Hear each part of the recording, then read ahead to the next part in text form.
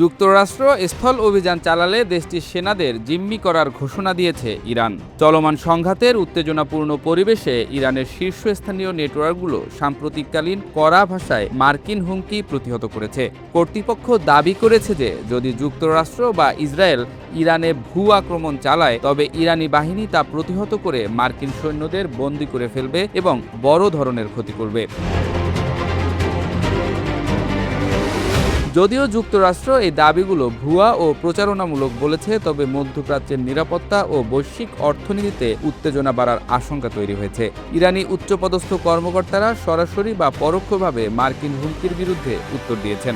ইরানের পররাষ্ট্রমন্ত্রী Abbas Araghchi বলেছেন, না, আমরাই তাদের জন্য অপেক্ষা করছি, কারণ আমরাই নিশ্চিত যে আমরা তাদের মোকাবিলা করতে পারব এবং এতে তাদের জন্য একটি বড় বিপর্যয় হবে।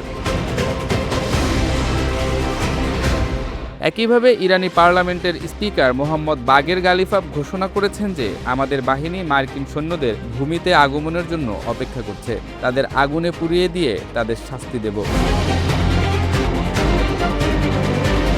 ইরানের আইআরজিসি এবং আনুগত্য পোষক প্রচার মাধ্যমের বিশ্লেষকরা দেখাচ্ছে যে পারস্য সাগরের দ্বীপগুলিতে মার্কিন হামলা হলে তা ইরানের কাছে মার্কিন সৈন্য ধরার ফাঁদ হিসেবে কাজ করতে পারে। রেভলিউশনারি গার্ড এমন হুমকিও দিয়েছে যে যুক্তরাষ্ট্র যদি নিজেদের মিত্র অঞ্চলের শিক্ষা প্রতিষ্ঠানগুলিকে বাঁচাতে চায় তাহলে আক্রমণের সমর্থন হিসেবে ইরানের লক্ষ্যবস্তু হয়ে যাওয়ার পরের প্রতিক্রিয়া হবে বিপজ্জনক।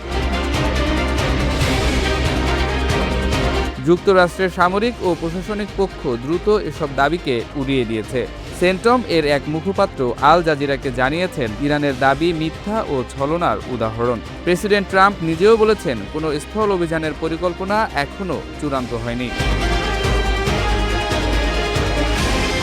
সৌদি আরব, সংযুক্ত আরব আমিরাত এবং কাতার সহ উপসাগরীয় রাজতন্ত্রগুলো সরাসরি সংঘাতে যেতে চায় না। তারা যুক্তরাষ্ট্রকে সতর্ক করেছে যে যে কোনো বড় উত্তেজনা হলে তাদের তেল গ্যাস কোম্পানিগুলো এবং মার্কিন ঘাঁটিসমূহ হুমকির মুখে পড়বে। যুদ্ধের আইনগত দিক বিবেচনায় যুদ্ধবন্দী হিসেবে মর্যাদা না দিলে তা যুদ্ধাপরাধ হিসেবে গণ্য হতে পারে। চলমান পরিস্থিতি পর্যবেক্ষণের সাপেক্ষে বিশ্লেষকরা বলছেন, যদি মার্কিন যুক্তরাষ্ট্র স্থল আক্রমণের পদক্ষেপ নেয় তা কেবল সীমিত আক্রমণ হবে বলে পরিকল্পনা করা হচ্ছে। বিশেষজ্ঞরা সতর্ক করেছেন, স্থায়ীভাবে যে কোনো দ্বীপ দখল হলে তা ইরানের ড্রোন এবং ক্ষেপণাস্ত্র দ্বারা বিপজ্জনক হয়ে উঠবে। অসংখ্য মানুষ হত্যা আর অর্থনৈতিক ক্ষতির আশঙ্কায় রাজনৈতিক ও কূটনৈতিক সমাধানেই মধ্যপ্রাচ্যের যুদ্ধ সমাধানে প্রাধান্য পেতে পারে। বিশ্লেষকরা বলছেন, উস্কানিমূলক দাবিতে না গিয়ে যুক্তিসঙ্গত তথ্যের ভিত্তিতে কূটনৈতিক উদ্যোগ এবং সুনির্দিষ্ট পরিকল্পনা তৈরি বাস্তবসম্মত বিকল্প।